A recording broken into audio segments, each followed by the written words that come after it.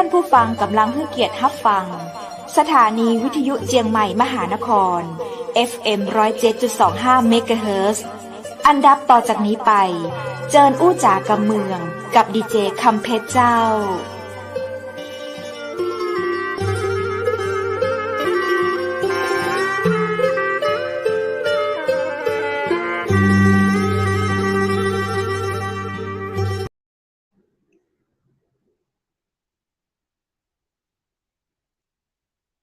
สวัสดีเจ้าสวัสดีคุณผู้ชมที่ฮักและกระตึงหาจัดนักนะเจ้ายินดีต้อนรับเข้าสู่รายการอู้จากำเมืองต่างจังใหม่มหานครแพร่ภาพออกอากาศจากอาคารวังสิงห์คำอำเภอเมืองจังหวัดเชียงใหม่เจ้า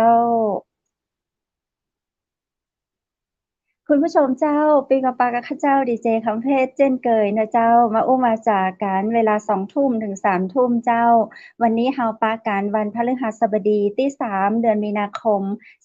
2565 วันนี้ก็เป็นวันสุดท้ายของสัปดาห์ที่อู้จากำเมืองด้วยกันนะเจ้าเพราะเฮามาออนไลน์อู้กำเมืองด้วยกันในเวลาดีๆจะอี้นะเจ้าในวันจันทร์วันอังคารวันพุธและวันพฤหัสบดีเจ้ามีเรื่องราวดีๆมาเล่าสู่กันฟังนะเจ้าก่อนอื่นใดนั้นนะเจ้าข้าเจ้าก็ขอฝากข่าวประชาสัมพันธ์ถึงแฟนรายการถึงคุณผู้ชมที่ฮักทุกคนทุกท่านนะเจ้าทางกรมสุขภาพจิตฝากมามานะเจ้าว่าเพื่อแจ้งอันแฟนรายการเตยเนอร์เนาะคือดูรายการจังอู้จากำเมืองต่างจังใหม่มหานครฟังเพลงม่วนๆพ้องเนาะจะไปอันเสพข่าวนักว่าเจ้าเพราะว่าข่าวช่วงนี้ทำให้คนกึดนักแล้วก็คนสุขภาพจิตย่ำแย่มากกว่าเดือนกุมภาพันธ์ถึงเท่าตัวเลยเนาะเจ้าโดยเมื่อเดือนกุมภาพันธ์นั้นเปิ้นว่าคนสุขภาพจิตย่ำแย่มี 1.7% บัดเดี๋ยวนี้เจ้าปาเดือนมีนาเข้ามาได้แค่3วันปาเข้าไปเกือบจะ 4% แล้วเจ้าจะได้ก็ฝากดูแลใส่ใจกันและกันเนาะสุขภาพจิตเป็นสิ่งสำคัญที่สุดในชีวิตของเฮาและคนที่เฮาฮักมาฟังโอจากกำเมืองมาไขหัวแต่กันนี่เจ้าแล้วก็อยากฟังเพลงก็ฟังได้นะเจ้าดีเจทั่วประเทศไทยเลยมีเพลงม่วนๆมีสาระดีๆมีเรื่องราวดีๆนะเจ้าอยู่กับคุณผู้ชมแต่ละสถานีก็มีคุณผู้ฟังเนาะติดตามรับฟังโทรไปอู้ไปจากับดีเจก็ได้นะเจ้าจำเป็นที่จะต้องไปถึงพี่อ้อยพี่ช็อตก็ได้เนาะตามต่างจังหวัดกู้จังหวัดหลากหลายเกือบกู้อำเภอเจ้าเปิ้นก็มีสถานีวิทยุให้ฟังเนาะมาผ่อนคลายกันก็ได้นะเจ้ามีหลายคลื่นมาเจอวันนี้คุณผู้ฟังติดตามชมต่างจังใหม่มหานครเจ้ามีในช่วงของดีเจมาอู้มาจากันวันนี้นั้นทางรายการก็ได้รับเกียรติจากดีเจบ่าวหล่อนะเจ้าหล่อขนาดเลยหล่ออย่างพระเอกหนังพุ่นละมาเจอติดตามชมเลยเจ้าวันนี้มาจาก FM 94.00 เมกะเฮิรตซ์นะเจ้าสถานีวิทยุสบายเรดิโอนะเจ้าอำเภอดอยสะเก็ดจังหวัดเชียงใหม่วันนี้เปิ้นจะมาอู้ไปเรื่อยให้ได้สาระกับหมู่เฮาชาวเชียงใหม่มหานครเนาะจะมาเล่าเรื่องราวหยังกับดีเจต้านะเจ้าดีเจต้าซึ่งนอกจากมีตำแหน่งในการเป็นนักจัดรายการหรือว่าดีเจแล้วนะเจ้ายังเป็นเจ้าของสถานีหรือว่าผู้อำนวยการสถานีตัวยนะเจ้าหล่อแต๊นะคุณผู้ฟังบ่ใจอันได้ยินเสียงรออย่างเดียวตัวแต๊ก็รอตัวยเนาะเจ้าดีเจต้าหรือว่าคุณวรทิตปาติคำเจิญปากับดีเจต้าและดีเจวูดจากกรุงเทพมหานครเลยยินดีต้อนรับเข้าสู่จังใหม่มหานครสวัสดีเจ้าสวัสดีครับสวัสดีครับ สวัสดีเจ้าครับสวัสดีครับผมดีเจต้าหล่อก็ดีเจวูดเหมือนเขาเจ้าบอกเนาะตกลงคือเป็นดีเจหรือว่าเป็นดาราเป็นนายแบบพื้นฐานก่อนจะมาเป็นดีเจนี่เป็นอย่างมาก่อนโอ้ยก็จริงๆแล้วก็เฮาเรียนมาด้านนี้เนาะครับจริงๆถ้าจบมนุษยศาสตร์สื่อสารมวลชนที่มหาวิทยาลัยรามคำแหงนะฮะแล้วก็ไปเรียนต่อใช่แล้วก็ไปต่อเพิ่มเติมจัดรายการวิทยุอีกต่างหากในการเพิ่นเฮาว่าเรียนจัดรายการเ กี่ยวกับพวกอ่าสแครปแผ่นแล้วก็ทุกอย่างครับในการทำเกี่ยวกับวิทยุโดยตรงเลยครับ คืออาจารย์ปุ้ม มาวิทยุโดยตรงเลย ครับคือถ้ามนุษยศาสตร์สื่อสารมวลชนเนี่ยมันเรียนควบเนาะมันเรียนทุกอย่างเลยทั้งนักข่าวเขียนข่าวทั้งวิทยุทั้งหนังสือพิมพ์มันอยู่ในนั่นหมดแต่ถ้าอยากจะทำคือเกี่ยวกับวิทยุที่มันอยากจะศึกษาเรื่องราวของเพลงเรื่องราวของ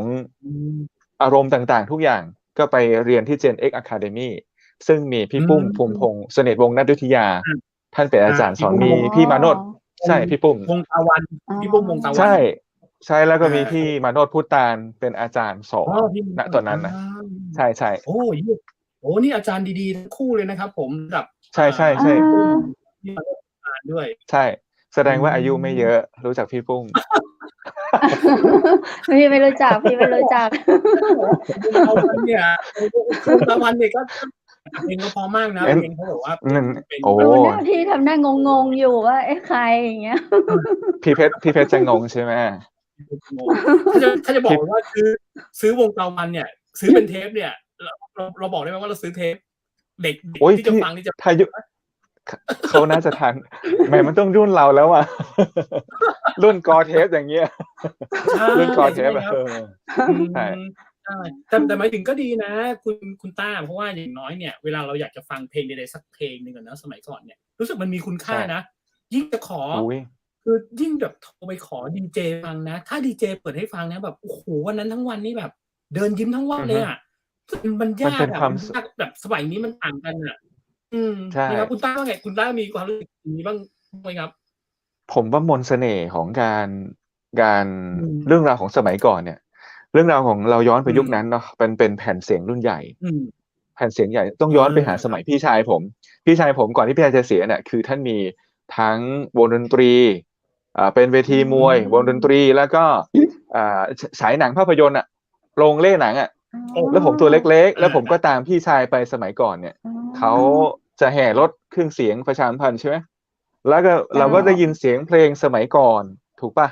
รุ่นเก่าๆแล้วเราทำไมชินหูถ้าเราอายุเท่านี้แล้วก็มาสัมผัสเรื่องราวของคือพอสัมผัสเพลงรุ่นเนี้ยรุ่นตั้งแต่ลูกกรุงลูกทุ่งสตริงยุคนั้นเราเลยซึมซับมาทุกอย่างก็เลยค่อนข้างชอบเพลงประมาณเนี้ยประมาณนั้นเสียงม่วนเนาะเหมือนแบบโอเคเสียงเป็นดีเจมืออาชีพเลย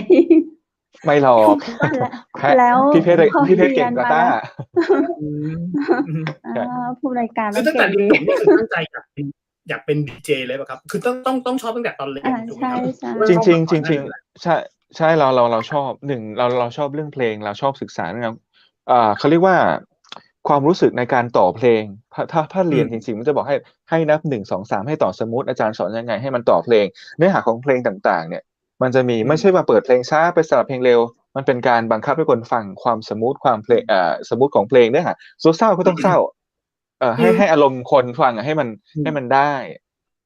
อย่างพี่วุฒิว่าเนี่ยช่วงนี้เขาขอเพลงเศร้ามาเขาอกหักพี่วุฒิเปิดเพลงเศร้าอยู่เลยเพื่อจะเปิดเพลงเร็วไปอีกมันก็ไม่ได้อารมณ์เนาะใช่มันก็มีแนวประมาณนั้นใช่เป็นศิลปะถูกต้องครับผมไม่รู้ว่าสมัยนี้มันพอโลกมันเปลี่ยนไปผมว่าตอนนี้พอมาอยู่ยุคนี้เราต้องมาอยู่ด้านหน้าด้วยต้องมาอยู่ด้านหน้าด้วยอยู่ด้านหลังไม่ไหวแล้วต้องมาอยู่ด้านหน้าอย่างเงี้ยพี่ต้องมาไลฟ์ Facebook ต้องมาทำงานอะไรเงี้ยมันก็ต้องปรับเปลี่ยนอย่างพี่เพชรเมื่อก่อนพี่เพชรไม่ได้อย่างนี้พี่เพชรจะสวยจะไปเนิบของแกอะไรเงี้ยเราก็ติดตามพี่นี่สวยน่ารักดีอะไรเงี้ยแล้วอีกอย่างพอพี่เพชรกลับมาอยู่ด้านหน้าเราก็ชื่นชมพี่เขาอะไรเงี้ยประมาณนี้ก็ติดตามตลอดแหละไม่คิดว่าพี่จะกล้ามาด้านหน้าอะไรอย่างงี้เนาะปกติจะแบบใช่พี่เพชรไม่รู้ว่าพี่เพชรจะขี้อายไหมผมไม่แน่ใจโอ้ตาอยู่ว่าแต่เป็นเพชรแล้วก็เก่งผมเนี่ยอยากจะอยู่เบื้องหลังอย่างเดียวเลยนะไม่อยากออกมาพยายามบอกว่าขอเป็นโปรดิวเซอร์อยู่เบื้องหลังเนี่ยจริงคุณต้าเพราะว่าเราเป็นโปรดิวเซอร์ตลอดเนี่ยเราไม่เคยมาอยู่เบื้องหน้ามันขัดนี้เนี่ยแม้แต่ทุกวันนี้นะคุณต้าของตรงคุณเพชรเนี่ยมารายการมันหมดยุคแล้วมันหมดยุคที่จะอยู่ข้างหลังสมัยก่อนพี่ถ้าเกิดว่าพอเราเรียนจบมาเรากลับมาเราจะมาฝึกงานพี่ เราไม่ได้มาคอนโทรลเองนะพี่เขามีฝ่ายคอนโทรลใช่ไหมเราพูดอย่างเดียวใช่ไหมรุ่นก่อนรุ่นก่อนนี่เก่าไงวะแก่ไหมมีคนคอนโทรลให้อ่ะมนต์เสน่ห์มีนะพี่มนต์เสน่ห์มีครับมนต์เสน่ห์มีขอเพลงโทรมาขอเพลงมีจดหมายจดหมายพี่มีอยู่ป่ะตอนนี้ต้ามีอยู่นะจดหมายนิดนึงแต่ไม่เยอะใช่พี่ก็มีอยู่คุณต้าจากรายการสมัยก่อนก็คือวางแผ่นเสียงไหมครับใช่ไหมเป็นรุ่นนั้นเลยใช่อ๋อแล้วครับผมก็เขาทันอยู่แต่ว่าตัวนี้แผ่นเสียงพี่มันแผ่นเล่นมันล่องเสียงมันไม่ได้พอมันเป็นซีดีมันก็ปรับเปลี่ยนยุคสมัยมันเปลี่ยนเราต้องตามแต่เมื่อก่อนเราเราก็ต้องมีแผ่นเพลงเนาะเวลาเราไปจัดสมมติเราไปซื้อชั่วโมงอะไรเงี้ยเราก็ต้องหิ้วแผ่นเราไปบางทีก็เขามีสถานีก็ดีไปอะไรเงี้ยบางเพลงเราก็ต้องอนุรักษ์ไว้เราก็ต้องมีเพลงมันก็จะเป็นอย่างนั้นนะฮะนั่นแหละครับเดี๋ยวนี้แต่ก็ก่อนที่จะแล้วในปัจจุบันนี้เวลาที่ต้าจัดครับเชิญเลยครับคุณเพชรครับโทษทีครับพี่เพชรว่าจะพูดคุยเลยเจ้าเสียงสัญญาณชัดเจนไหมได้ยินกับเจ้าได้ยินอยู่เนาะได้ยินชัดเจนเนี่ยเจ้าได้ยินนะครับคุณเพชรพูดเลยครับอยากรู้ว่าเริ่มต้นของการจัดรายการของดีเจต้าเริ่มจากที่ไหนอย่างไรอะเจ้าจริงต้าจัดที่กรุงเทพนั่นแหละแล้วทีนี้พ่อเขาแบบเขาอยากให้กลับมาบ้านเราก็มาจัดที่ลำพูนก็มาฝึกมาจัดที่ลำพูนนี่แหละครับจัดลำพูนก่อนแล้วก็ค่อยขยับมาจัดสถานที่ต่างๆเมื่อก่อนถ้าจัดที่กรุงเทพก่อนที่จะเมื่อก่อนอยู่กรุงเทพนะพี่เนาะเราเรียนจบแล้วก็อยากจะทำงานที่นั่นคุณความใฝ่ฝันมันก็มันมีโอกาสได้ไปเจอหลายอย่างสมัยก่อนมันมีเวทีไทยอะไรมันไม่มีแล้วอ่ะเวทีไทยผมไปจัดคิวนักร้องผมไปจัดคิวนักร้องลูกทุ่งอ่ะผมฝึกงานผมไปจัดคิวจัดนั่นจัดนี่ผมรู้จักศิลปินนี่ไงผมก็ถามว่ารู้จักไม่รู้จักแต่ไม่ได้พูดกับใครเรามีรูปถ่ายไว้อะไรเงี้ยแล้วก็เป็นความประทับใจเราสมัยพี่รุ่งแรกๆลูกรักจริงให้ติงนางมากี่ปีพี่คิดดูเยอะนะสมัยก่อนนั่นน่ะ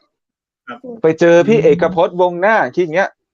โอ้โหที่ยังไม่เป็นสสนะตอนนี้ยังไม่เป็นสสใช่พี่เอกสสที่คู่กับพี่ร้องเพลงแก้พี่สุเมื่อก่อนอะไรเงี้ยไปเจอพี่หนูแดงพิมพาอะไรเงี้ยเรารู้จักโอเคเดี๋ยวฝากทางดีเจพูดคุยกับดีเจต้าเหรอครับทำไมเนี่ยทางแม่สมีเป็นอย่างนี้ครับเดี๋ยวผมถามคุณต้านิดนึงครับคุณต้าครับตอนที่เรียนจบมาโอเคคือด้วยความที่อยากเป็นดีเจก็คือไปเรียนพิเศษเพิ่มเติมไปเรียนเพิ่มเติมมาใช่ไหมครับใช่ก่อนที่จะใช่ครับแล้วไปจัดรายการกรุงเทพได้ยังไงครับไม่ได้เข้าง่ายๆก็มีพี่ปุ้มนั่นไงก็มีพี่ปุ้มพี่เขาอยู่ในเครือของในเครือมันสมัยก่อนมันมีเยอะอะฮะมันมีไม่กี่คลื่นที่ถ้าพอเรามาทดสอบมานั่นแล้วก็มีโอกาสได้ไปจัดครับก็ไปจัดอยู่พักหนึ่งนะฮะแล้วทีนี้แบบคุณพ่อท่านอายุเยอะตอนนี้พ่อผมอายุ93แล้วนะแล้วเราย้อนไปนั่นคือท่านก็ยังโอเคอยู่ใช่ท่านก็อยากให้เรากลับมาอะไรประมาณเราเป็นลูกชายคนเล็กไงฮะเราเรียนแล้วก็อยากกลับมาประมาณนี้ครับแต่ตอนเริ่มต้นเนี่ยนั่งจัดรายการสดเลยเหรอครับหรือว่าเป็นเทปก่อนจัดรายการสดเพราะว่าเราฝึกมาแล้วพี่เราเทรนมาแล้วเราเรียนเราเทรนแล้วเราเทรนมาโอ้มันไม่ได้มันก็ต้องกล้าแหละพี่มันก็ไม่ได้ครับเพราะมันก็มีหลายคนคัดบางคนคัดพิธีกรเขาก็ไปเรียนพิธีกรแล้วก็มีเสริมบางคนเรียนสแครแผ่นมันมีสแครแผ่นอะไรเงี้ยเราก็คือเรียนคัดแล้วอยากจะรู้มันคืออะไรอย่างเงี้ยเขาจะมีสอนหมดอยู่ที่คัดเราที่จะไปอะไรเงี้ยแต่ผมยังคือมนุษยศาสตร์เรายังมาเรียนรวมเนาะมันเรียนรวมทุกอย่างเขียนข่าวทีวีโทรทัศน์หนังสือพิมพ์ต้องทำยังไงใช่เรายังแก่นแท้เรายังไม่สุดเรายังจะไปเพิ่มเติมว่าเราจะเป็นอย่างนี้เท่าอะไรเงี้ยประมาณนี้นั่นแหละครับแล้วกลับมาที่เชียงใหม่เนี่ยก็คือเดินไปสมัครงานสถานีวิทยุหรือว่าเรามีโปรไฟล์อยู่แล้วเราถึงเข้าไปได้ไปจากที่ลำพูนก่อนจากลำพูนครับผมก็ไปขอรุ่นพี่ไปขอรุ่นพี่จัดมันเป็นวิทยุชุมชนสมัยก่อนนะเนาะสมัยก่อนย้อนไปมันก็หลาย10 ปีแล้วก็เริ่มจากตรงนั้นมาแล้วก็พอจะเช่าเวลาได้แล้วก็เริ่มจัด เริ่มจัดแล้วก็เริ่มหาโฆษณานู่นนั่นนี่สมัยก่อนนะประมาณเนี้ยอาศัยเราขยันหน่อยประมาณนี้ครับ ก็เริ่มตรงนั้นมาเริ่มตรงนั้นมาแล้วก็ข้อจะพัดจะผูพอมีโอกาสได้ทำวิทยุเอง ก็มาตั้งมีโอกาสผู้ใหญ่ให้โอกาสแล้วก็ผ่านตัวเองมาทำวิทยุเองด้วยทุกอย่างก็เลยทำเองอะไรเงี้ยมันก็ได้สมปรารถนาจากที่เคยมี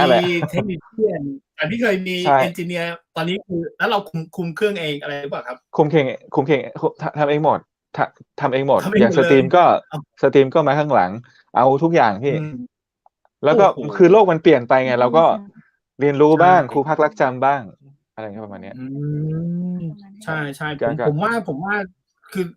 ยุคนู้นกับยุคนี้มันต่างกันนะความที่เขาจะมีอย่างนี้คุณต้าเคยได้ยินไหมคนยุคอนาล็อกอย่างรุ่นเรานะเราบอกว่าเรายุคอนาล็อกนะยุคนี้เป็นยุคดิจิตอลนะเราผ่านความยากมาเยอะนะเราเห็นโอ้โหกว่าจะอะไรอย่างเงี้ยพอเป็นยุคดิจิตอลเด็กมันง่ายอ่ะมันก็เลยทำให้แบบเฮ้ยเราพอเราผ่านความลำบากเราถึงเห็นว่าทุกอย่างเนี่ยมันก็ไม่ได้นะแบบจะทำไงพวกเราเลยกลายเป็นคนแบบบางทีละเอียดไปเคยมีน้องๆอะไรบ่นอะไรอย่างนี้หรือเปล่าครับอ๋อเขาคงไม่ขนาดนั้นแต่พูดถึงว่าคือผมว่ายุคก่อนกับยุคปัจจุบันเนี่ยความละเมียดละไมความคุณค่าของมันนะพี่คุณค่าสมัยก่อนผมว่ามันก็ยังลึกซึ้งอยู่น่าจะปัจจุบันเนี่ยโลกมันเปลี่ยนไปคือมันมีช่องทางเสพกันเยอะเสพกันเยอะเสพข่าวสารเสพเพลงเสพนั่นแต่ว่าอย่างที่บอกเราพยายามเอาเอกลักษณ์ของเราสมมติเราไลฟ์สดเองเงี้ยเราก็มีแฟนคลับของเราโดยขายตัวเราเองตัวตนเราอะไรเงี้ยเราก็เราเป็นอย่างนี้เราเฟรนลี่อย่างนี้เราสนุกสนานแบบนี้เราจัดรายการให้เป็นตัวนั้นเนี้ยอย่างผมเห็นเงี้ยก็โอเคแล้วก็ค่อยๆขยับไปเรื่อยๆแต่มาเบื่อช่วงนี้คือเวลาไลฟ์สดเมื่อไหร่ไม่รู้พี่วุฒิเจอไหมว่ามีลิขสิทธิ์เพลงชอบมาบล็อกตลอดผมก็เลยประกาศอันนี้ผมพูดตรงๆนะผมประกาศเลยว่าถ้าคุณจะขอเพลงพูดชื่อค่ายได้ไหมถ้าคุณจะขอเพลงค่ายใหญ่นะค่ายเอาเป็นฝั่งอโศกกับฝั่งลาดพร้าวแล้วกันลาดพร้าวอะไรเงี้ยเมื่อก่อนมันได้นะพี่แต่พอหลังๆเนี่ยพอต้นปีมาเนี่ยผมทำไมคุณบล็อกผมบ่อยบล็อกแล้วผมก็ตามนะผมบล็อกผมรู้สึกว่าคนฟังเสียโอกาสในการที่จะฟังเพลงที่เขาขอซึ่งเราก็รู้สึกไม่ดีว่าถ้าเกิดเราจัดวิทยุได้ผมเปิดให้แน่นอนแต่ถ้าไม่ไลฟ์ถ้าเป็นไลฟ์ผมเปิดได้เลยทุกเพลงแหละแต่พอไลฟ์แล้วมันมีปัญหาผมก็แบบไม่เป็นไรก็ไม่ในเมื่อเปิดไม่ได้ก็ไม่เปิดค่ายเพลงอื่นเยอะแยะเพลงอื่นเยอะแยะก็เนี่ยก็เลยพยายามสตรีมเองใช่คิดใหม่ทำใหม่อะไรเงี้ยเพลงเหนือเราก็เยอะอะไรก็เยอะอยู่แล้วก็ได้ครับแฟนการเข้าใจแล้วโอเคเลยครับนั่นแหละก็คือตอนคุณต้าพยายามมิกรวมระหว่างของวิทยุนะครับผมกับในเรื่องของสตรีมมิ่งเนี่ยให้มันเป็นไปในแนวทางเดียวกันได้ใช่ไหมครับใช่ครับมันต้องมาเบื้องหน้าแล้วพี่เมื่อก่อนก็อยู่เบื้องหลังนั่นแหละอยู่เบื้องหลังนะอยู่แต่หลังฟังแต่เสียงทับโทรศัพท์มันต้องมาอยู่แต่หลังฟังแต่เสียงครับมันต้องมาแล้วอ่ะดีครับคุณเพชรมาแล้วครับเนี่ยไลฟ์สดนะครับเพลงมันเป็นอย่างนี้แหละครับผมบางทีเนี่ยอินเทอร์เน็ตไม่ดีหรือว่าอะไรอย่างเงี้ยเราก็เลยแบบโอเคพอธรรมดาพี่เพชรกว่าจะถึงโค้งนั้นโค้งนี้มันก็ไกลนิดนึงใช่ดีใจที่เข้าใจกันพูดถึงเพลงเนาะฟังน้ำเสียงของดีเจต้าแล้วเนี่ยนอกจากจัดรายการแล้วเคยร้องเพลงก็เจ้าถ้าเคยทำอัลบั้มเพลงต้องง้อเพลงเพื่อนฮ้องเพลงมีถ้าทำอัลบั้มเพลงกับเพื่อนอยู่แต่งเพลงไว้อะไรเงี้ยค่ะแต่งเพลงไว้มันก็เรียนมาไงพี่เขาสอนแต่งเพลงแล้วก็เนี่ยอะไรเงี้ยมีแล้วก็แต่งเพลงไว้พี่ปุ้มนี่ก็ศาสตร์แห่งการแต่งดนตรีแต่งใช่ได้อยู่กับครูแต่ก็ไม่ได้เก่งแต่ไม่ได้เก่งหรอกครับพอได้อะไรเงี้ยพอได้แล้วก็มีน้องๆอย่างครูเพลงอย่างบอยเขียนมาได้ก็สนิทกันที่เขาแต่งเพลงให้หญิงลีก็กินสนิทกันมากกินนอนอยู่ที่นี่ไปมาเนี่ยมาลาดอะนะใช่พี่ชอบเพลงนั้นดีเจต้าบอกเขาว่าพี่ชอบอะไรนะน้ำตาสีม่วงอันนั้นเพลงเอกเขาแหละชอบน้ำตาสีม่วงก็เดี๋ยววันถ้าว่าง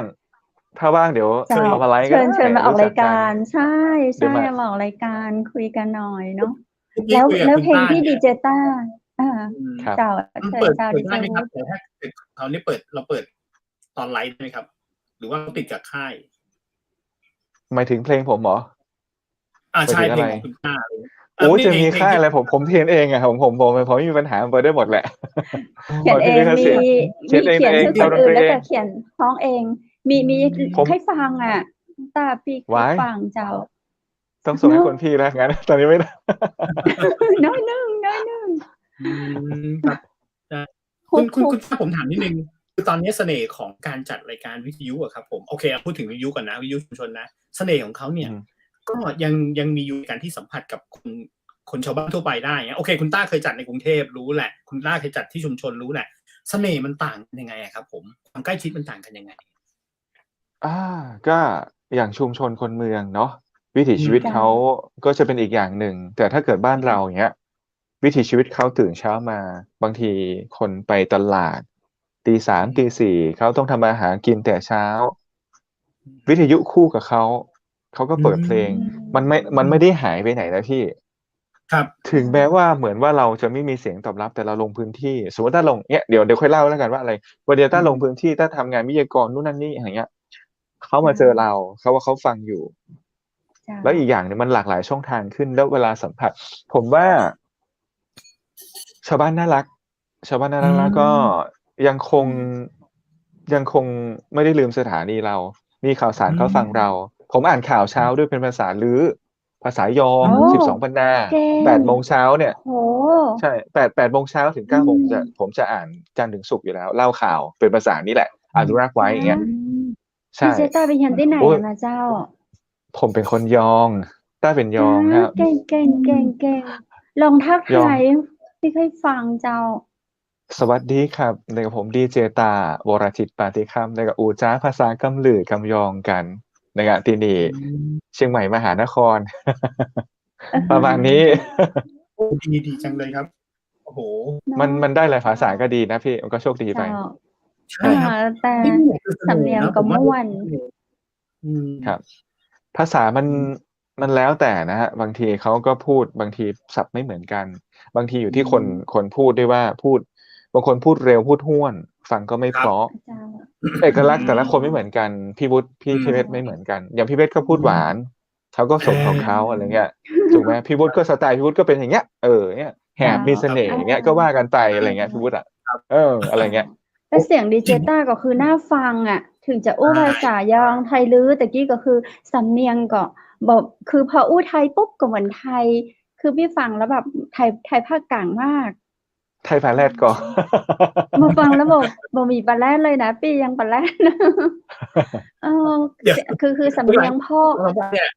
ได้ฟังภาษาเหนือ เป็นสำเนียง หลายคำมาก อะไร เมื่อกี้ว่าไงนะครับ? ทำไมนะ มันอะไรนะ? อ๋อ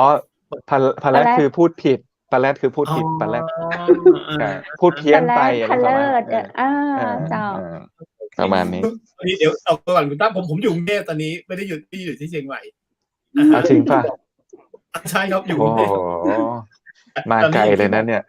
คุณบ้านอย่างที่บอกว่า โอเค ด้วยเทคโนโลยีเนี่ย มันทำให้เราสามารถเจอกันได้นะครับ อุ๊ย ในหน้าจ ใช่ ๆ ผมคิดถึงพ่อ ผมก็วิดีโอคอลหา พรุ่งนี้ไปหาแล้วเนี่ย พรุ่งนี้ อ๋อ เอาพ่อไปหาหมอ อ๋อ แต่ที่นี่คุ คุณ ณ ต้า พ่อ อยู่ คุณพ่อดีเจต้าอยู่ไหนเจ้า? อยู่ลำพูนครับ อยู่ลำพูนครัอ๋อ บ อ๋อ ต้า แต่ เป็น ว ค่ าน ลำ ตปัูวน ดี นะ เจต้าอยู่ แล้วตัวดีเจต้าอยู่ แล้วอย่าง อยู่เชียงใหม่ อยู่เชียงใหม่เป็น ครับ ผู้อำน ต้า วย มา กาทำ รอยู่ดอยสะเก็ษ ใช่ อยู่ที่นี่ครับผม อื ครับ ม ต้ามาทำที่นี่เลย สบายเรทำดิโอ คลื่นที่นี่ ใช่ อ๋แต่ว่าอ พื้นเพเป็นคนลำพูนครับ แต่ว่าอพ่๋ออ อยู่ลำพูนนี่แหละ เดี๋ยวพรุ่งนี้ก็ไปหาพ่ออยู่ เอาพ่อไปหาหมอ เจ้า ครับ ๆ โอ้ ดีจังเลยนะครับ ก็เนี่ยผมว่าต่อไปเนี่ย จริง ๆ แล้วมีไหมครับคุณต้า อย่างน้อง ๆ เนี่ยที่เขาเห็น เฮ้ย โอ้โฮ ดีเจต้าเนี่ยจัดรายการเด็กรุ่นใหม่นะครับ อันนี้ผมพูดถึงเด็กรุ่นใหม่นะ เอ๊ะ อยากจัดอย่างงี้บ้างจังเลยครับ มีเด็กรุ่นใหม่ที่แบบอยากทำแบบนี้ไหมครับ? ก็มี ก็อย่างที่ต้าเป็น อืม เขาเชิญไปเป็นวิทยากรในการสอนจัดรายการวิทยุ เคย อืม ไป เจ้า อบรม นักศึกษา อืไปช่วยเขา ม เขาเรียกเป็นคลาสพิเศษเนาะ ไปช่วยอืสอนที่ ม มอ นอร์ท ก็ อื อ๋ ก็ อ นักศึกษาเขาก็ประมาณห้องหนึ่งอะเนาะ 40 คน 50 คน แล้วก็เราก็ไปสอนในการ อ่าตั้งแต่ออกเสียง ใช้รูปร่างหน้าใบหน้าออกเสียงบริหารใบหน้าออกเสียงโทนเสียงออกเสียงสระรอเรือรอลิงสอนเขาทุกอย่าง แล้วก็พอให้เขาออกเสียงแล้วให้ฝึกเขาอ่านข่าวต่างๆอ่านข่าวในพระสำนักต่างประเทศที่เหมือนสอบผู้ประกาศข่าวซึ่งมันเป็นเอกสารอยู่แล้วเนาะแล้วก็เก็บไว้แล้วก็ไปสอนเขาแล้วก็สอนเขาเพราะว่าจัดรายการวิทยุน่ะมหาลัยเขาก็มีวิทยุอยู่ในส่วนใช่มีห้องอยู่เขาจะดีกว่าเราเยอะตัวเนี้ยอย่างมอเมโจ้เนี่ยเขาครบเครื่องหมดทุกอย่างตอนนี้เขาเยอะกว่าเราเยอะเลยเราก็มีโอกาสได้ไปสอนเขาให้เขาได้เรียนรู้ว่าสิ่งไหนควรจะพูดวิทยุในวิทยุพี่วุฒิเข้าใจไหมตอนเนี้ย Facebook อ่ะมันทั้งดีแล้วก็ไม่ดีนะคำพูดคำหยาบ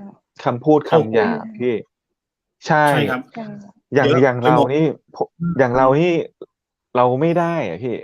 เราเรียนมาเ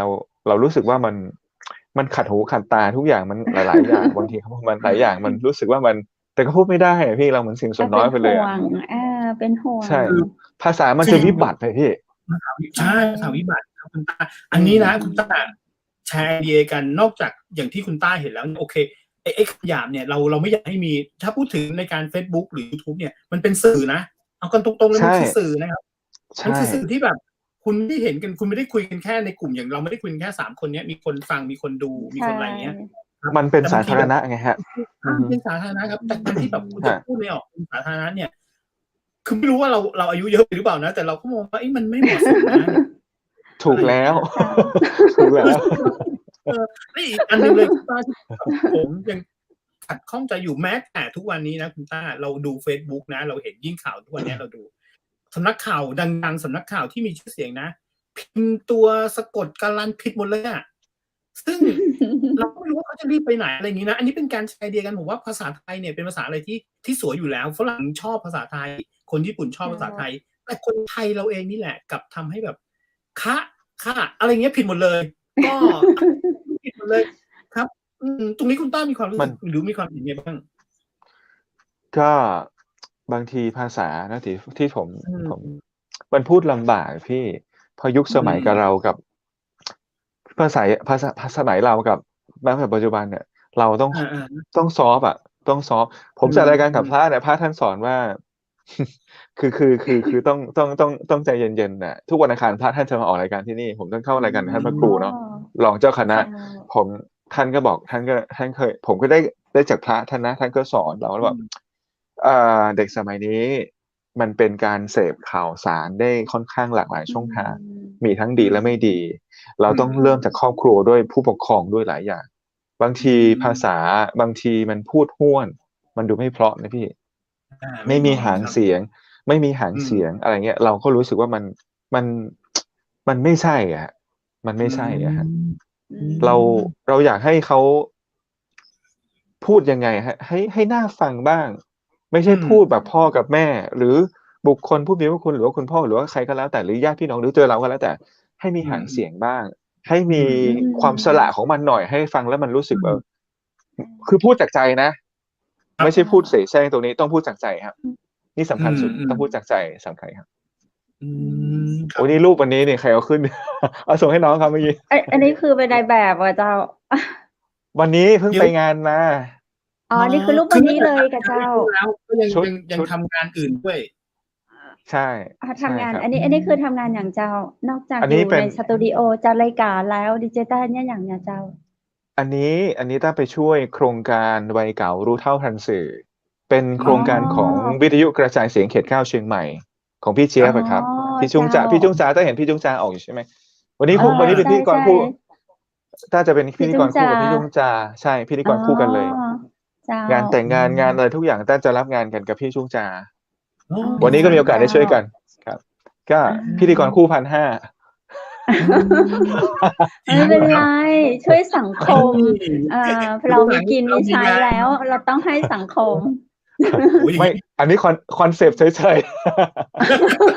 ๆอันนี้เท่มากเลยอ่ะอันนี้งานแต่งอันนี้งานแต่งหรือว่างานวาเลนไทน์งานแต่งหรือว่างานแต่งชุดแบบนี้ต้องครับงานแต่งครับประมาณนี้อันนี้คู่พี่จุงจ่ายหรือเปล่า ใช่พี่จุงจาฮะไปด้วยกัน ไม่อยากจะโชว์พี่จุง คือ จาเดี๋ เสี ยวย ง เดี๋ยวว่า เสียง อ่า คือเสียงต้ากับจุ้งจาเนี่ยเป็นเสียงที่พี่ชอบมากอ่ะ ชอบ อืม จุ้งจา อืม ดี โอ้ เจ ย วุฒิจำได้เนาะจุ้งจานี่ออกเรา ได้ 2 ค ร รั อบแล้วนะ ใช่ครับ แล้วก็ อา คนชมเขาเยอะมากแฟนคลับ อืม ใช่ครับ เสียงเพราะ พี่จุง มาก จาดีพี่จุงจา ใช่ คือเก่ง ใช่ คือซับ เก่ง คือจะ ๆ ซั ใช่ ปพอร์ตผมคือจะพี่จุงจาจะซัปพอร์ตต้าทุกอย่าง โอเค โอ้โฮ นะ อะ อะไร ไร ประมาณเนี้ย อะ ครั ไร บ ไว อื มาม ก คือเข้าใจหมด อะไร อะ เข้าใจหมด อะไรเงี้ย ใช่ บ ส ทอะไร สคริปต์ เข้าไป Scripted แบบ ชอ เรา บ เราจะเรียกเขาเจ๊ โอเค ขอบคุณเจ๊ โอเค อะไรเงี้ย อ๋อ สนิทกัน อืม อัน อันนี้ก็เป็น นี้ รูป นี่ที่ อัน เชี นี้ ยง ไป ใหม่ ทำอะ ใช่ ไร ไหมค เอ รับ? ่ย? อันนี้ต้าทำรายการท่องเที่ยวในแฟนเพจ อ๋อ เฟซบุ๊กครับ ที่ ในแฟ เที่ยวน เพ สบาย จ สไตล์ เพจ ต้า ครับ เพจ อ๋อ ต้าเอง ข เหรอ? องต้าเอง เจ้า ทำรายการท่องเที่ยวครับ ทำรายกา อ๋ รท่องเที่ยว อ ครั อือบ ฮึ เที่ยวไหนเนี่ย อันนี้ที่ไหนเจ้า? อันนี้สวนดอกไม้ที่เชียงใหม่นี่แหละครับ ครับ ชื่อรายการเที่ยวสบายสไตล์ต้า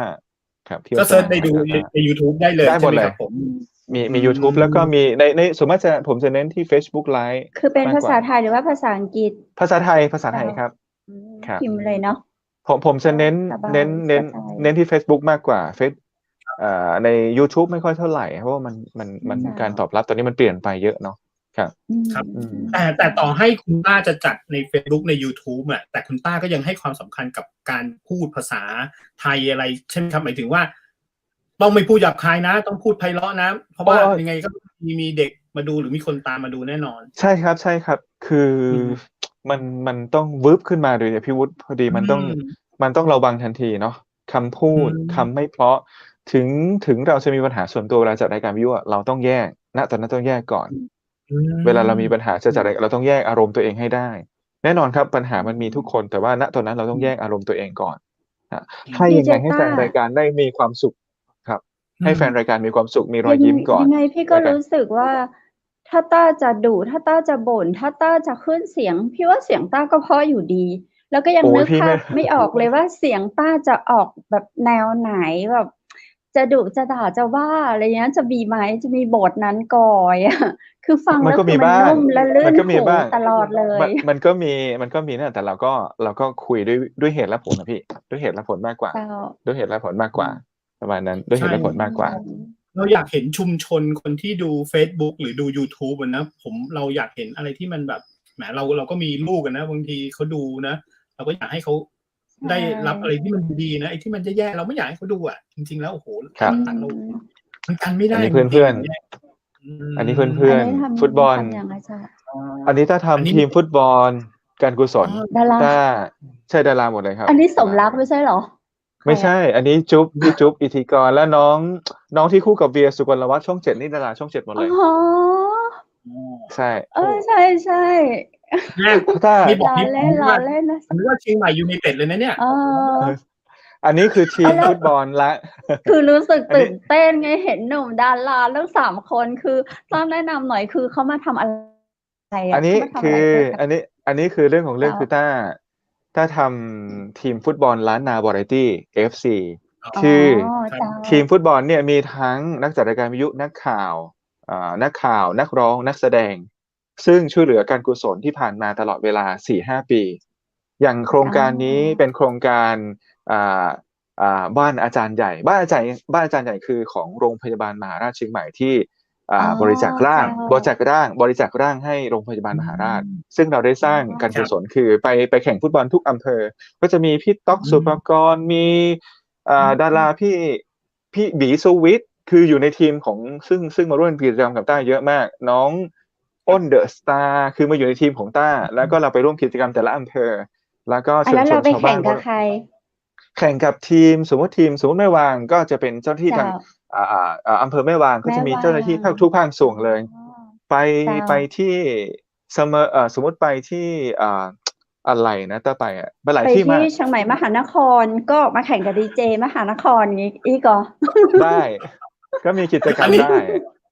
อันนี้ต้องบอกเลยนะครับ ถ้าจะดูจากอายุเนี่ย อันนี้แซวเล่นนะครับคุณต้า ดูจากการล็อกหัวเข่านะครับผม เราสล็อู้ กหั ได วเข่า เรา 2 สู้ ข้ ได้ างเนี่ย คุณวุฒิ เราสู้ได้ ก็มันมีก็เป็น ที่ ส มา มัย ที่ไป ครับ อื ครับ มีที่มาม ที่ไปนั่นแหละ ที่ต้าเคยส่งน้องให้น้องโปรดิวซ์เขาบอกว่า เรื่องมันมีรูปมันมีที่มาที่ไปหมดนะครับ ใช่ ก็อย่างที่บอกว่าเราทำอะไร ม อย่างน้อยคือก็แบ่งเวลามาออกกำลังกายด้วย ครับ อย่างน้อยคือทำงานก็แล้วต้าก็จะแบ่งออกกำลังกาย นั่นสิทำอะไรตั้งเยอะแยะเลย ใช่ รู้มีแหมก็มีที่แบบนอกเหนือจากนี้ที่ดีเจต้าทำอ่ะ ก็ คือ มันก็เยอะอะเนาะมันก็ คือฟุตบ ห อ ลาก ล หลาย เนาะช ฟุต อบบ อล อันไหน ก็คือ มาก อยู่ ที่สุด ชอบทุกอย่างนั่นแหละฮะเพราะว่าเราได้ทำอะไรหลาย ๆ อย่างอยู่แล้ว แล้วมันก็มีความสุขครับ มันมีความสุขอยู่แล้วพี่ มีความสุข จ้ะ มันก็แตกต่างกันไป ถ้าไม่ได้ ช่วยเหลือสังคมเนี่ย ครับ ครับ พี่วุฒิว่าอะไรนะ แข่ง รายการ ฟุตบอล รายการวิทยุก็ยังจัดรายการทุกวันอยู่ใช่ไหมครับ ผมก็ยัง จัดทุกวันครับ ทุกวันนี้ก็ยัง จัดทุกวัน อ๋อ อ๋อเจ้า จัดทุกวันอยู่แล้ว แต่ว่า ก็ยังจัด ช่วงเนี้ย ที่ ช่ FM วง 94.0 ที่แฟนเพจ Facebook สถานีวิทยุ 94 สบายเรดิโอก็จะไลฟ์สดอยู่แล้วล่ะ แต่ว่า โอ้ ช่วงนี้มันงานเยอะนิดนึง งานก็ อ๋อ นู่นนั่นนี่ก็ได้จัดบ้างไม่ได้จัดบ้าง ดี ครับ ช่วงไหน โอ้โห ช่วงไหน นี่ ที่ สุด ดีเจต้าจัดผม เดี๋ยว 9 โมงเช้าถึงเที่ยงทุกวัน 9 โมงเช้า 9 โมงเช้า ทุกวันแต่สถานีเราเปิดกี่โมงถึงกี่โมงเจ้า ผม 5:00 ถึงเที่ยงคืน 5:00 ถึงเที่ยง แต่ คืน ช่วงอื่นเราก็จะมีดีเจอยู่ แต่ดีเจ ครับ ต้าก็จะอยู่ 9 โมงถึงเที่ยง ใช่ พอช่วงบ่าย 9 โม ก็ ถึงเที่ยงทุกวัน ไป เลย ไป อืม เตะบอ หา ล ลูกค้า ไปซ้อม ไม่ไปหาลูกค้า ลูกค้าผม ไปเที่ยว ทำกาแฟบ้าง เรามีสบายสไตล์ดีเจดาตาต้าใช่ไหม ใช่เทศบาลตาต้าครับ สถานีนี้อยู่ที่ดอยสะเก็ดเลยเหรอครับ ผม อยู่ดอยสะเก็ดครับ อยู่บ้านดงเหนือที่นี่เลยฮะเขาเป็นที่นี่ก็เป็นลือ ผมมาเป็นยอง อืม เป็นลือแถวนี้ก็เลยภาษามันก็เลยคุยใกล้เคียงกันได้หมดเลย อ๋อ จะผสมกันได้ตรงนี้ได้ครับ ครับ เสื้อไทยลื้อเขาจะสวยชอบอยู่ ใช่ กำลัง ใช่ สั่งชอบ พี่เพชรจะแต่งแนวเนี้ยสวยน่ารัก มี ประมาณเนี้ย มีอยู่ ได้มาอยู่ ครับ ชุดหนึ่งแล้วก็อยาก ครับ ได้ เขามีแบบทำขายไหมที่ดอยสะเก็ด ไทยลื้อ มีสิครับ ครับ มีสิเขามี อ๋อ ผ้าทอ อ๋อเดี๋ยวแวะไปอ๋อ แต่ที่บ้านลำพูนผมจะเยอะกว่า อ๋อเหรอครับผม ที่ บ้าน ลำพูนจะเป็น บ้าน อะไรเป็นชุดยองหรือว่าไทยลื้อ มีผ้าฝ้ายทอมือ ที่บ้านผมนะ อ๋อ บ้านดอนหลวงเนี่ยบ้านดอนหลวงนี่เขาเรียกว่าเป็นหมู่บ้านผลิตผ้าฝ้ายทุกอย่างที่พี่มีข้างหลังที่พี่ใส่อ่ะผมผลิตหมดแหละ เจ้า โอ้ ราคาต้นทุนหมด มีทุกอย่าง อ๋อเหรอครับ เดี๋ยวบ้านดอนหลวง ใช่ คืออยู่อำเภ ใช่ อเมืองลำ อำเภ พู อน ตำบลแม่แรงอำเภอป่าซางจังหวัดลำพูน อ๋อเคยไปเจ้าเคยไป นั่นแหละ ไป คือ ซ่อม แหล่ง ไปซ่อม นั่นคือบ้านผม ใช่เจ้า นะฮะ อ๋อ นั่นแหละฮะ เจ้า แล้วทีนั้นก็จะเป็น ขับรถ มีผ้า ไป เยอะมาก แต่ช่วงนี้มันโควิดเนี่ยหลายปีแล้วไม่มีงาน ใช่ ใช่ ไม่ได้เข้าไปพอช่วงนี้สัก3 ปีมาละกลัว แม่นใช่ครับ ไม่ได้ไปแอลแถวนั้น ไม่เห็น เจ้า คุณต้าครับขณะนี้ยังคือตอนนี้ณปัจจุบันเนี่ยในความคิดของคุณต้าเนี่ย น้องๆครับที่แบบเรียนจบมาเนี่ย ก็คือคุณไม่จำเป็นต้องเดินทางไปทำงานในตัวเมืองก็ได้ คุณไม่จำเป็นที่ต้องเดินทางไปกรุงเทพหรืออะไรก็ได้ คุณสามารถทำงานในท้องถิ่นของคุณก็ได้นะครับ อย่างคุณต้าเนี่ยครับ ผมใช่ไหมครับ ลองให้ตรงนี้หน่อยครับ ตอนนี้มันทำได้หมดเลยพี่วุฒิตอนนี้แค่คุณมีโทรศัพท์ หรือมีกล้องมีคอมพิวเตอร์มีอะไรอย่างเงี้ย คุณก็สามารถไลฟ์ได้อยู่แล้วแหละ แต่คุณต้องคิดไอเดียออกมาก่อน คุณต้องวางสตอรี่ไว้ คุณจะทำอะไรสตอรี่ก็มันจะมีเรื่องราวต่างๆต้องวางสตอรี่บอร์ดไว้ก่อนว่า คุณจะทำคอนเทนต์อะไรเนาะสมมุติเขาจะขายปลาทอดหรืออะไรเงี้ยมันก็หลายแต่เพราะตอนนี้เฟซคือมันไลฟ์ขายของได้เยอะไม่จะเป็นต้องไปที่ไหนก็ได้ เพื่อนผมก็ไลฟ์ขายผ้าบ้างไลฟ์ขายของบ้างมันก็มีรายได้ขึ้นมามันโลกมันเปลี่ยนไปนะพี่เนาะงานก็อย่างช่วงนี้เศรษฐกิจก็ไม่ดีตอนนี้เนาะแล้วก็งานก็หาลำบากบางคนก็ต้องหาเช้ากินค่ำก็ต้องปรับเปลี่ยนตามสถานการณ์ไปอะไรที่มันทำได้ตัวนี้ก็ทำผมก็นั่นแหละอย่างที่บอกมันก็เอาทุกอย่างอ่ะแหละเก็บเล็กผสมน้อยไปเป็นตัวอย่างที่ดีเป็นตัวอย่างที่ดีกับน้องๆนะว่าผมเคยวันก่อนนั้นผมชอบมากเลยนะผมเห็นน้องชาวเขาคนนึงนะคือน้องผู้ชายชาวเขาเลยนะหน้าตาพูดจาแบบชาวเขาเลยเขาไลฟ์ขายเสื้อผ้าถูกต้องคนเข้ามาดูเขาอ่ะแล้วแบบแล้ว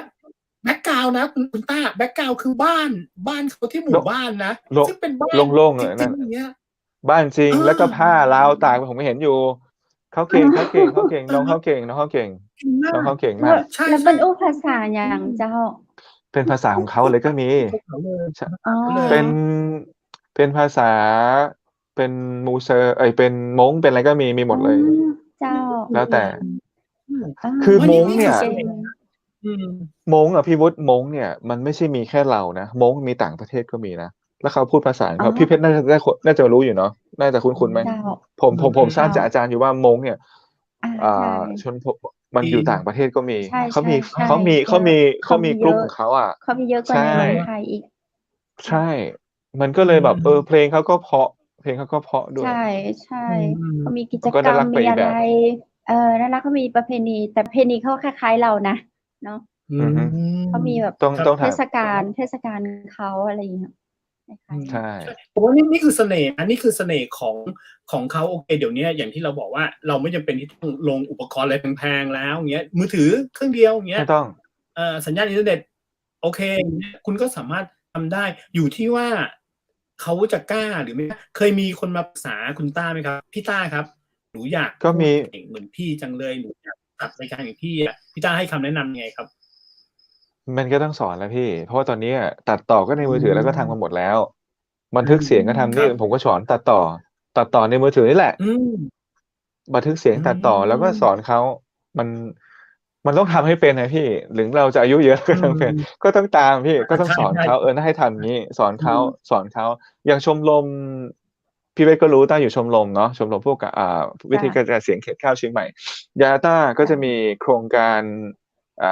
โฆษณาสีขาวเพื่อชาวเชียงใหม่แล้วก็วัยเก่าเนี่ย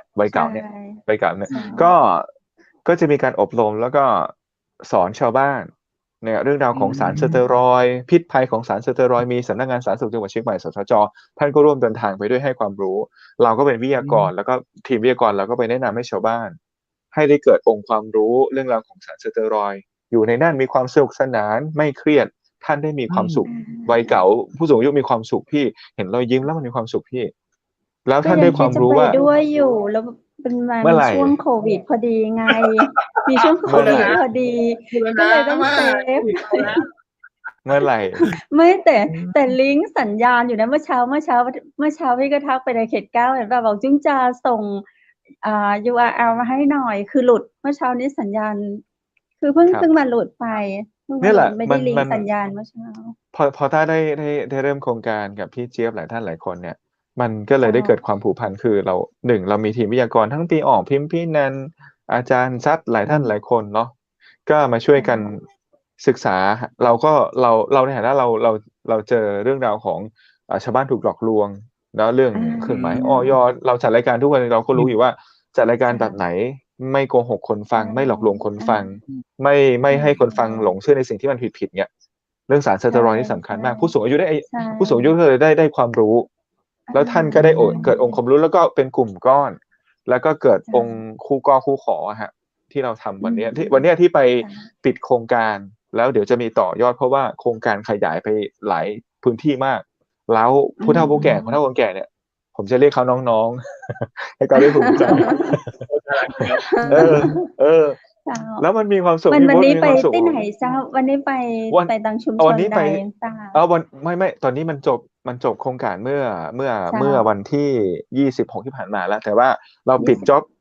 รวบรวมทุกอย่างสรุปโครงการวันนี้ที่โรงแรมแกรนด์วิวครับทุกภาคส่วนมาเลยทั้งสื่อมวลชนทั้งอะไรเข้ามาหมดวันนี้นายแพทย์สสจ.ก็มาท่านมามอบรางวัลให้ด้วยอะไรเงี้ยสนุกครับพี่วุฒิสนุกมากเดี๋ยวเปิดโครงการใหม่เดี๋ยวพี่ไปช่วยเสิร์ฟน้ำเอานี้เดี๋ยวจะไปเชียงดาวอยู่นะผมก็ไม่เคยไปปูอลาสก้าเนี่ยผมอยากจะไปอยู่ถ้าไปเชียงดาวคืออากาศจะเย็นเดี๋ยวไปต้มชาให้ดื่มแล้วกันสัญญาแล้วนะพี่วุฒิคุยแล้วนะสัญญาแล้วไม่ไปเป็นเรื่องนะต้องดูว่าพี่เจี๊ยบไปไหมต้องดูว่าพี่เจี๊ยบไปไหมถ้าพี่เจี๊ยบไปคือพี่เจี๊ยบเนี่ยเขาเป็นไอดอลของเพชรเลยคุณวุฒิพี่เจี๊ยบเนี่ยเขาเป็นไอดอลที่แบบเพชรชอบเขามากเลยตามเขาแต่ไหนแต่ไรก็คือชอบพี่เจี๊ยบเป็นอะไรที่แบบอยู่ในใจในการทำวิทยุในความมีน้ำใจในความเก่งแล้วเนี่ยเขาถ่ายทอดมา อย่างดีเจต้าอย่างดีเจจุ้งจาเงี้ยก็คือมาแนวแล้วเรามีความรู้สึกแบบใช่คนที่เราอยากตามพี่เจฟเก่งเก่งครับเราก็อยากตามพี่พูดมาเชียงใหม่เมื่อไหร่ได้ไปเที่ยวนี่ไปเที่ยวอาเกะแกร้านกาแฟของแกโอ้ดีครับผมไปผมจะไปเพื่อจะหมดภารกิจด้วยผมจะหมดภารกิจนางสาวเชียงใหม่ไปเมื่อไม่กี่อาทิตย์ที่ผ่านมาไปต้องไปเป็นผมไปเบื้องหลังเป็นทีมงานก็ได้เจอคุณคำเพชรเขาไปแวะไปหาเบื้องหลังนิดนึงแต่เราไม่ได้มีเวลาเพราะว่าเราต้องติดตามนางงามก็เลยไม่ได้มีเวลาทักทายคุณเพชรเอาแบบไม่มีธุระดีมีงานมาแบบตั้งใจที่จะไปเชียงดาวกับเขาเลยอย่างเนี้ยดีเจวูดเรา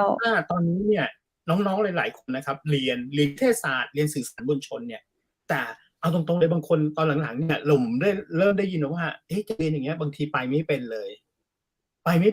มันยังมีงานอยู่เลยนะว่าหนังสือพิมพ์ปิดไปแล้วทีวีเริ่มแบบคนไม่ดูคนชอบพูดแบบนี้นะวิทยุคนไม่ฟังแล้วอย่างเงี้ยในฐานะที่เป็นสื่อสารมวลชนเนี่ยคุณต้าจะแนะนำเด็กรุ่นใหม่ๆยังไงดีครับจริงๆแล้วผมว่ามันปรับเปลี่ยนไปทั้งหนังสือพิมพ์ก็เป็นออนไลน์หมดเนาะเมื่อกี้ก็ได้คุยกับพี่อ้ออยู่ที่เจ้าของไทยนิวเนาะเป็นหนังสือพิมพ์ออนไลน์ไปแล้วก็ท่านก็ปรับเปลี่ยนรูปแบบในออนไลน์ในการเขียนข่าวนะฮะแล้วก็โลกมันเปลี่ยนพี่วุฒิมันหนังสือพิมพ์มันมีไม่กี่เจ้าแล้วตอนนี้มันเหลือน้อยมากแต่มนต์เสน่ห์ของหนังสือพิมพ์เนี่ยเราอ่านข่าวมันนะพี่อ่านข่าวยามเช้าเนี่ยมันใช่เลยมันทำได้พี่วุฒิมันทำได้พี่เพชรมันทำได้เหมือนเดิมนั่นแหละแต่ว่าอยู่ที่คุณว่าจะมีทัศนคติยังไงคุณไม่ใช่แค่เอาคนอื่นหรือคุณต้องมาทำใช่คุณต้องมาทำก่อนคุณอย่ามองแค่นี้ว่าไม่มีคนฟังวิทยุนะผมไม่เชื่อ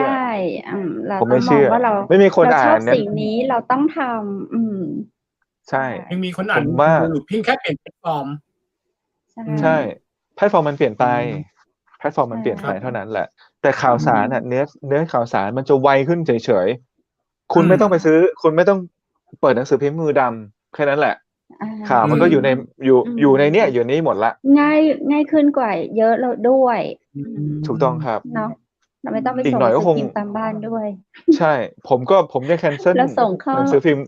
ผมรับหนังสือหลายปีมากผมก็สงสารเขานะโอ้พี่ผมไม่รับได้เกรงใจเขาอยู่เข้าใจเลยครับใช่ครับแต่ก็อย่างนี้อย่างที่เราเป็นคนนักสื่อสารมวลชนรุ่นจริงๆเราก็คงอยากจะเตือนน้องๆไงก็กั่นกรองกันนิดๆนะแล้วก็อันนี้ไม่ได้ฝากน้องๆอย่างเดียวนะฝากคนทำด้วยผู้ผลิตด้วยนะครับช่วยกั่นกรองข่าวมาให้เราหน่อยไม่ว่าจะเป็นสำนักข่าวใหญ่หรือสำนักข่าวกลางหรือสำนักข่าวทั่วไปอะไรอย่างเงี้ยกันมาให้เรานิดนึงเพราะอย่างน้อยเนี่ยมันจะได้ไม่เกิดเฟกนิวหรือเกิดอะไรอย่างนี้ที่เราเห็นอยู่ครับผมย้อนไปสมัยเราเรียนเนาะเขาบอกว่า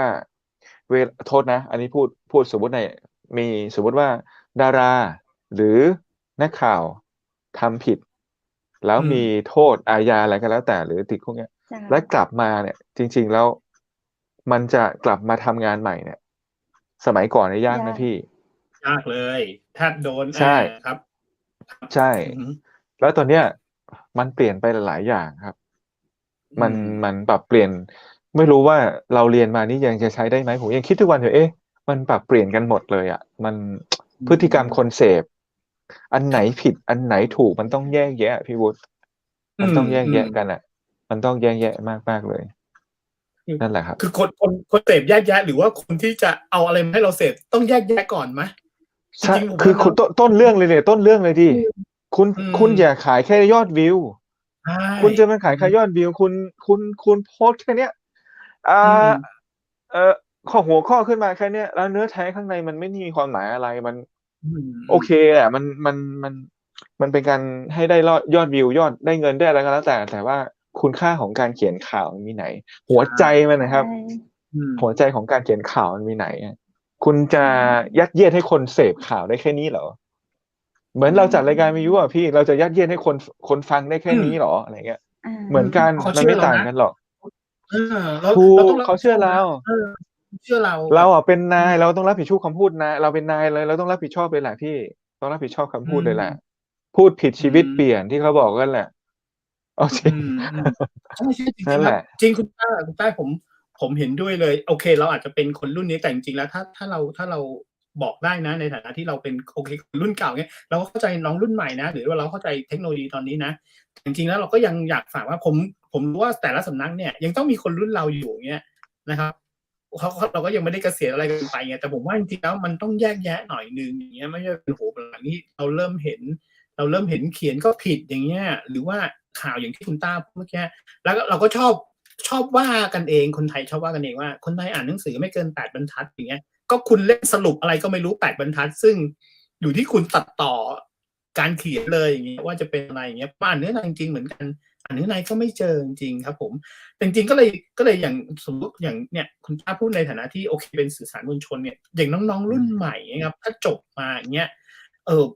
อยากให้เขายังไงดีถ้าเขาจะเข้ามาจริงๆอย่างเงี้ยพี่หนูอยากทำจริงๆอย่างเงี้ยแต่เข้ามาจริงๆควรจะอย่างไรดีในการเลือกเส้นทางอาชีพนี้และควรจะปฏิบัติตัวอย่างไรดีในการที่มีความรับผิดชอบอะครับ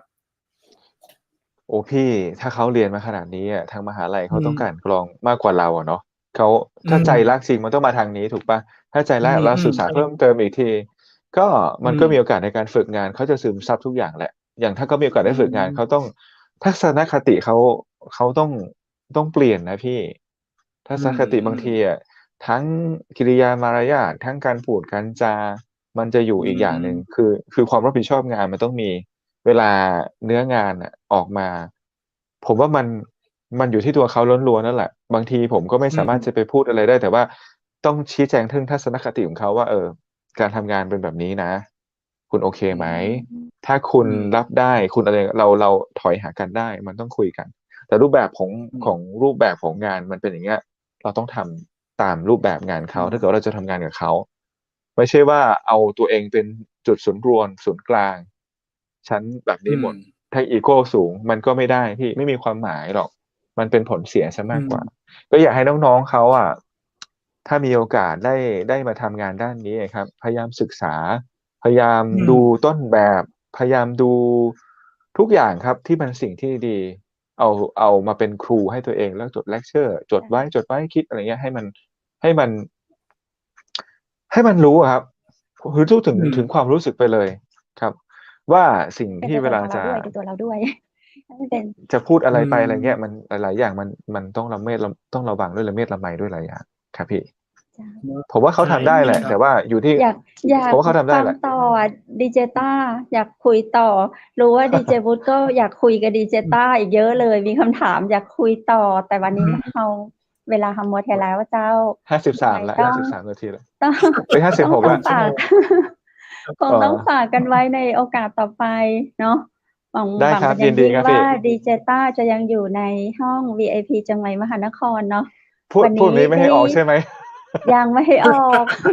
คือวันนี้ในตัวพี่เนี่ยเพิ่งรู้จักพร้อมกับคุณผู้ชมคือรู้ว่าดีเจต้าที่เคยฟังเสียงจาก 94.0 เมกะเฮิรตซ์เนี่ยวันนี้หน้าตาเป็นแบบนี้แล้วก็มีทำรายการทาง Facebook ทางเพจเนาะสบายเที่ยวสบายสไตล์ดีเจต้าแล้วก็มีทำทีมฟุตบอลมีดารามาร่วมทีมด้วยแล้ววันนี้เราก็ได้รู้ว่าดีเจต้าเป็นดีเจเป็นพิธีกรเป็นอะไรที่ค่อนข้างจะเก่งของเชียงใหม่ตัวแล้วเขายังอยากรู้ในด้านอื่นๆแถมจัดนักว่าในวันต่อไปดีเจต้าจะเป็นจะได้ต่อให้อยากติดตามเนาะอยู่ด้วยกันก่อนปากันในโอกาสต่อไปเนาะสำหรับวันนี้ก็ต้องขอบคุณดีเจต้านักๆเลยเจ้าครับขอบคุณครับพี่ครับสวัสดีครับพี่บุ๊คครับสวัสดีครับเดี๋ยวคุยใหม่ครับมีโอกาสคุยใหม่ครับบ๊ายบายเดี๋ยวเจอกันใหม่เดี๋ยวไปจังดาวตัวเดี๋ยวล้นด้วยก้นมาจะได้ดีเจบูธว่าเวลาหมดแบบปอเนี่ยวันนี้ต้องขออภัยคุณผู้ชมอย่างยิ่งเลยว่าอินเทอร์เน็ตตังค่าเจ้านี่โอ้โหพุบเหมือนไอเล่นน้ำเจ้าพระยาเลยเจ้าพระยาอย่ามาเล่นเลยครับอินเทอร์เน็ตเหมือนเล่นน้ำเจ้าพระยาเลยโผดีเจบูธเจ้าเนาะ ก่อนที่จะจบรายการอย่างที่ผมสนับสนุนคำพูดดีเจเพชรนะครับอย่างที่เขาบอกว่าคือช่วงนี้เสพข่าวก็ให้มันพอดีเนาะอย่าไปเสพอะไรมันเยอะมากอย่างเงี้ยนะครับแล้วก็บางเรื่องเนี่ยอย่างที่เมื่อกี้คุณต้าพูดก็ถูกบางเรื่องเนี่ยเราก็ไม่ได้มีสิทธิ์ที่จะไปตัดสินใจหรือว่าอะไรใครอย่างเงี้ยเอามาฟังอะไรสบายๆดีกว่านะครับลองมาทางเชียงใหม่เนาะฟังเพลงตัง FM 94.00ก็ได้สบายๆเรดิโอกับดีเจต้าอย่างเงี้ยหรือว่าจะมาฟังดีเจวุฒิก็มีทางเชียงใหม่มหานครเห็นหน้าเห็นตาตัวเนาะแล้วก็น้องๆที่สนใจในเรื่องของการอยากทำงานเรียนจบนิเทศมามนุษยศาสตร์มาหรือว่าในด้านสื่อสารมวลชนมาอย่ามองว่าเส้นทางปิดที่จริงหัวใจเนาะอย่างดีเจต้าเพิ่นบอกคือมองใน mindset ของเฮาว่าเฮาชอบหยังแล้วเฮาไปทำในสิ่งนั้นถึงแม้ว่าวันเนี้ยเรายังมองหาคุณผู้ชมบ่เห็นเฮาบ่จำเป็นต้องมามีไผไลค์เป็นหมื่นเป็นแสนเป็นล้านแค่คนชม1คนเราทำรายการอู้จ๋าการเมืองตั้งจังหวัดมหานครมาเฮาวางทีมกันมาดีกับดีเจวุฒิกับทีมงานเฮายังบ่คิดว่าจะมีคนดูเลยเมื่อก่อนดีเจวุฒิเจ้าเฮาคิดว่าเฮาจะทำในสิ่งนี้เพื่อสังคมวัตถุประสงค์ในสิ่งนี้เรามีเราตั้งหัวข้อประมาณ10ข้อวัตถุประสงค์ที่ดีแล้วก็เป็นประโยชน์วันหน้าเฮาจะเอามาอู้คุณผู้ฟังฟังเนาะกับวัตถุประสงค์ที่เฮาทำรายการนี้ขึ้นมาเพื่ออะหยังพ้องเฮาบ่คิดเลยว่าจะมีคนดูเนาะเฮาฝึกกันมา2คน3คนอู้กันมาตั้งแต่เฮาอู้กัน2คนใช่ครับจนต่อมาเรามีแขก VIP แบบไม่ซ้ำเลยน่าจะ10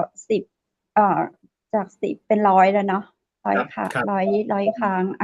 มีคนชมเราไหมเราก็มาดูโอ้โฮบางทีก็แค่เนาะมายอดพันยอดหมื่นเดี๋ยวก็ขึ้นมาเรื่อยๆเดี๋ยวก็ขยายไปก็อย่าปิดช่องทางกันแล้วกันเป็นกำลังใจให้กับน้องๆนิเทศศาสตร์ทุกคนเนาะจะในรูปแบบสไตล์ไหนก็ได้ถึงแม้หนังสือพิมพ์จะปิดไปแล้วแต่เราก็ลองมาทำหนังสือพิมพ์ออนไลน์ก็ได้เนาะหนังสือพิมพ์ออนไลน์รายงานสดไปเลย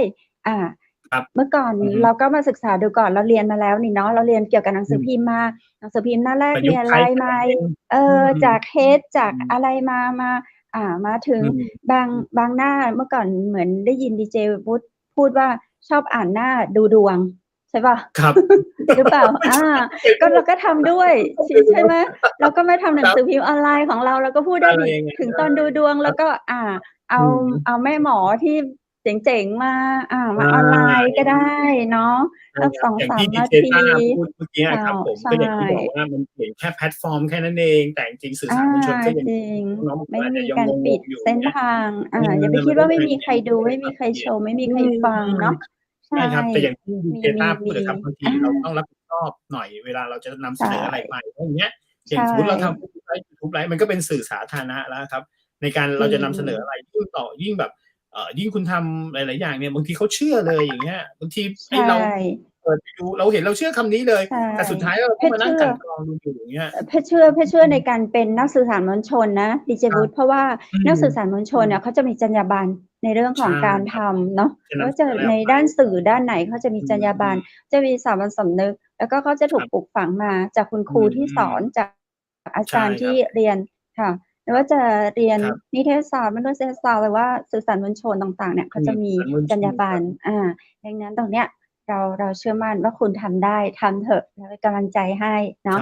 เจ้าวันนี้หมดเวลาแล้วตัวเรา2คนก็ต้องลาคุณผู้ชมแล้วเนอะเจ้ายังไงก็ขอบคุณพึ่งสารวินก่อนครับผมน้ำพึ่งสารวินนะครับผมโทรที่0826166889น้ำพึ่งแท้นะครับอย่างที่บอกว่าจะทานอะไรเข้าไปในร่างกายเนี่ยเลือกดูหน่อยต้องเป็นของแท้นะครับแล้วก็อย่างที่บอกอย่างขวดเนี่ยครับดูได้เลยว่าขวดเนี่ยต้องได้รับการผลิตเนี่ยต้องมีมาตรฐานนะครับขวดต้องสะอาดน้ำผึ้งต้องสะอาดน้ำผึ้งต้องแท้ครับแท้เนี่ยดูอย่างนี้ได้เลยดูจากที่อยู่ใช่มีชื่อโรงงานผลิตผู้รับผิดชอบตัวแทนจัดจำหน่ายใช่ครับในไหนจะ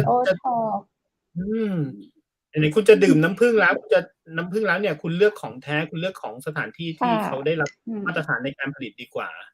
นะครับดีเจวุฒิเจ้าใส่มะนาวนิดนึงชุ่มคอแล้วก็ดูแลสุขภาพได้ดีมากเจ้ามากครับนี่ใส่มะนาวไปนิดนึงแล้วก็เนี่ยก็คุยได้ทั้งวันเลยเสียงก็จะได้หวานๆขมๆเปรี้ยวๆประมาณนี้หลายๆรสชาติเจ้าขอบคุณเนาะน้ำผึ้งสารวินเบอร์ไหนก็เจ้า0826166889ครับหรือมีเบอร์ติดต่อโทรได้เลยนะเจ้าโทรได้เลยวันนี้นะครับผมครับและวันนี้ข้าเจ้าก็ขอบคุณตังโรงแรมแม่เสลียงเวียงงามนะเจ้าเปิดบริการตลอด24 ชั่วโมงเจ้าโทรถามได้สั่งจองห้องพักได้ที่0536214444นะเจ้าและข้าเจ้าขอกราบขอบพระคุณพระอาจารย์รัตนยาโนเจ้าจากพุทธอุทยานสวนบูรณรักธรรมตำบลแม่แรมอำเภอแม่ริมจังหวัดเชียงใหม่เจ้าคุณผู้ชมคุณผู้ฟังท่านใดที่สนใจอยากจะเรียนฝึกสมาธินะเจ้าสามารถติดต่อสอบถามรายละเอียดได้นะเจ้าที่สวนพุทธอุทยานบูรณรักธรรมเบอร์โทรศัพท์098-03-64-744ตั้งแต่ 8 โมงถึง 4 โมงเมื่อแรงเจ้าแล้ววันนี้ขอบคุณพระพิธีกรหญิงนะเจ้าจากร้านผ้าพื้นเมืองชุดใหญ่อำเภอแม่เสลียงเจ้าท่านใดสนใจก็สอบถามรายละเอียดเพิ่มเติมได้ที่098-773-9789นะเจ้า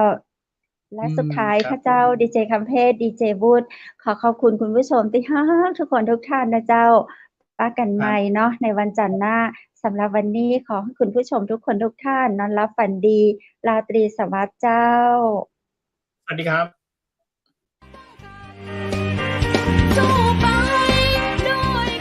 สถานีวิทยุเจียงใหม่มหานคร 107.25 เมกะเฮิรตซ์ขอแสดงความห่วงใยและเป็นกำลังใจให้ทุกท่านในช่วงการระบาดของโรคโควิด -19 ในครั้งนี้เพื่อลดความเสี่ยงควรสวมหน้ากากอนามัยทุกครั้ง